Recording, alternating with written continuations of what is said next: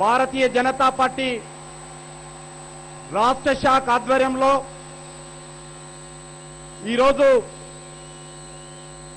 నరేంద్ర మోడీ నవభారత యువభేరి కార్యక్రమానికి వచ్చినటువంటి నాతోటి యువక మిత్రులకు పెద్దలకు ఈ కార్యక్రమానికి ముఖ్య అతిథిగా వచ్చినటువంటి గుజరాత్ ముఖ్యమంత్రి భారతీయ జనతా పార్టీ ఎన్నికల ప్రచార రథసారథైనటువంటి నరేంద్ర మోడీ గారు, గౌరవ పెద్దలు భారతీయ జనతా పార్టీ జాతీయ నాయకులు పార్లమెంట్ సభ్యులు ముప్పవరపు వెంకయ్య నాయుడు గారు, అదేవిధంగా బంగారు లక్ష్మణ్ గారు, వి రామారావు గారు, మురళీధర్ రావు గారు, శ్రీమతి నిర్మలా సీతారామన్ గారు, విద్యాసాగర్ రావు గారు, దత్తాత్రేయ గారు, ఇంద్రసేనారెడ్డి గారు, డాక్టర్ లక్ష్మణ్ గారు, వేదిక మీద ఉన్నటువంటి మిగతా గౌరవ పెద్దలు,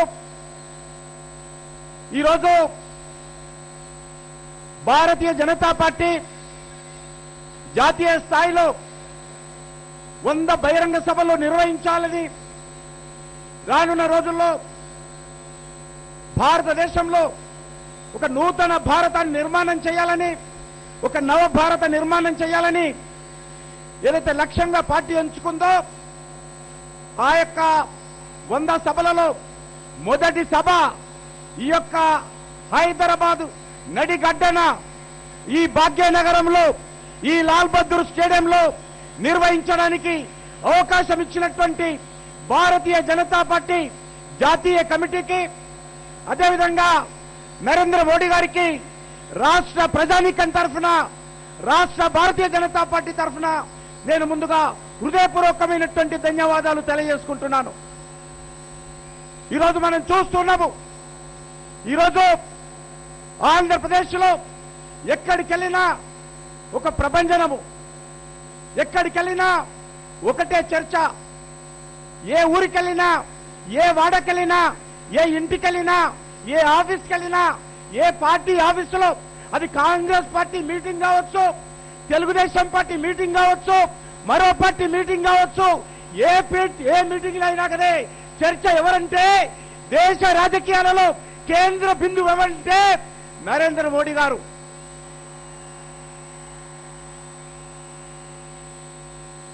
రాజకీయ చైతన్యానికి, సమరశీల పోరాటాలకు, ప్రజా ఉద్యమాలకు మన ఆంధ్రప్రదేశ్ మరి చాలా చైతన్యమైనటువంటి గడ్డ. భారతీయ జనతా పార్టీ జాతీయ స్థాయిలో ఎన్నికల ప్రచార కమిటీగా నరేంద్ర మోడీ గారు బాధ్యతలు చేపట్టిన తర్వాత మొదటిసారిగా మన రాష్ట్రానికి రావడము, ముఖ్యంగా ఈరోజు రాష్ట్రంలో ఒక రాజకీయ సంక్షోభం ఉన్నది, రాష్ట్రంలో ఒక రాజకీయమైనటువంటి అనిశ్చిత పరిస్థితి ఉన్నది. రాజకీయ పార్టీలో ఏ పార్టీ ఉంటుందో, ఏ పార్టీ పోతుందో, ఏ పార్టీ జెండా ఎత్తేస్తారో తెలవనటువంటి అనిశ్చితమైనటువంటి పరిస్థితి ఈ రోజు రాష్ట్రంలో ఉన్నది. చూస్తున్నాము, ఒక్కొక్క పార్టీ 2009 నుంచి ఏ రకంగా కన్నుమరుగు అవుతున్నాయో చూస్తున్నాము. 2014 వరకు ఎన్ని పార్టీలు ఉంటాయో, ఎన్ని పార్టీలు ఉండవో తెలవనటువంటి పరిస్థితుల్లో ఈ రోజు రాష్ట్ర రాజకీయాలు ఉన్నాయి. ప్రజలు కూడా ఈ రోజు చూస్తున్నారు, ఈ యొక్క పొలిటికల్ వాక్యూమ్ అయితే ఈ రోజు రాష్ట్రంలో ఏర్పడింది. ఈ రాష్ట్రంలో ఏ రకంగా రాష్ట్ర రాజకీయాలలో దిశా నిర్దేశము ఎవరు చేస్తారని ఈ రోజు ప్రజలు ఆలోచన చేస్తున్నారు.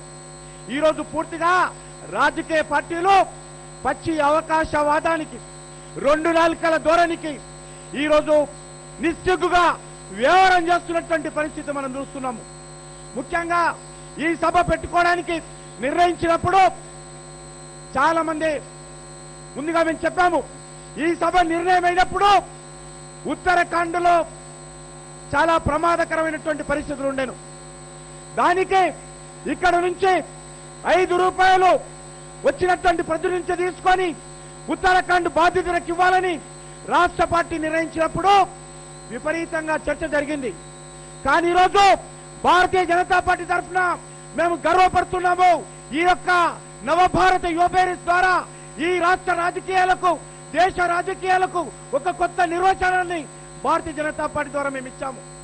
ఈ రోజు రాష్ట్ర రాజకీయాలు ఎక్కడైనా చూస్తున్నాం. పాదయాత్రలకు వెళితే నాయకులు పాదయాత్రలు చేస్తా ఉన్నారు. ఏ పాదయాత్రలకు వెళ్ళినా రోజు ఎన్ని పైసలు ఇచ్చి ప్రజలను పాదయాత్రల్లో పాల్గొనే చేస్తున్నారు. సభలు జరిగితే డబ్బులు ఇచ్చి పిలిపిస్తున్నారు. కానీ ఈరోజు నరేంద్ర మోడీ గారి మీటింగ్ కు ఉత్తరాంచల్ బాధితుల కోసము ఈ యొక్క సభ ద్వారా వచ్చినటువంటి నిధిని మేము పంపిస్తాము. యువతకు స్ఫూర్తినిస్తాము.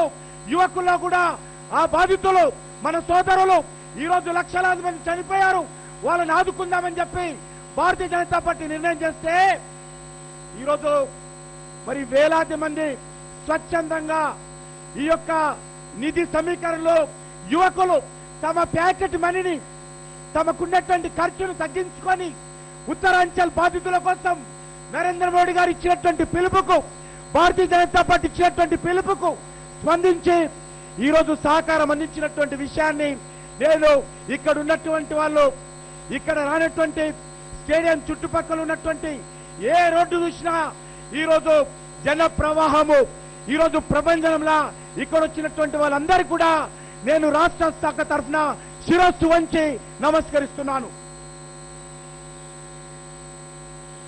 గుజరాత్ కు హైదరాబాద్ కు అవినాభావ సంబంధం ఉంది. ఈ యొక్క హైదరాబాద్ కేంద్రంగా ఉన్నటువంటి తెలంగాణ రాష్ట్రము నిజాం నియంత్రిత పరిపాలనలో ఉన్నప్పుడు నిజాం యొక్క ప్రైవేట్ ఆర్మీ రజాకారులు గ్రామాల మీద పడి అత్యాచారం చేస్తున్నప్పుడు మరి ఆ యొక్క నిజాం నియంత్రితం యొక్క మరి కోరలు పీకి దారికి తెచ్చి ఈ యొక్క హైదరాబాద్ కేంద్రంగా ఉన్నటువంటి ఈ యొక్క తెలంగాణ జిల్లాలను భారతదేశంలో ఇండియన్ యూనియన్ లో విలీనం చేయించడంలో ప్రముఖ పాత్ర పోషించినటువంటి గుజరాత్ గడ్డ మీద పుట్టినటువంటి ఉక్కు మనిషి సర్దార్ వల్లభాయ్ పటేల్ యొక్క ఎప్పుడు కూడా ఈ ప్రజలు మర్చిపోరు. అదేవిధంగా ఈరోజు మన రాష్ట్రంలో పచ్చి అవకాశవాదానికి, పచ్చి రెండు నాలుకల ధోరణికి ఈరోజు ప్రజలు పాలుపోక ఈరోజు ఆలోచన చేస్తున్నటువంటి పరిస్థితుల్లో ఈరోజు మరొకసారి ఈ గడ్డ మీద సర్దార్ వల్లభాయ్ పటేల్ ఎవరైతే విమోచన చేసి ఈ గడ్డ మీద 3 రంగుల జెండా ఎగరేశారో అలాంటి అభినవ సర్దార్ పటేల్ గా ఈరోజు ఈ యొక్క గుజరాత్ గడ్డ నుంచి వచ్చినటువంటి నరేంద్ర మోడీ గారు మళ్ళీ ఈరోజు ఈ గడ్డ మీద అడుగు పెట్టాడు. ఖచ్చితంగా ఈ ప్రాంతంలో రాజకీయమైనటువంటి మార్పుకు నాంది పలకబోతా ఉన్నారు. మీకందరికీ తెలుసు ఈ సభ ఎట్లా పెట్టుకుంటారో మేము చూస్తాము. నరేంద్ర మోడీ గారు హైదరాబాద్ ఎట్లా వస్తారో మేము చూస్తాము.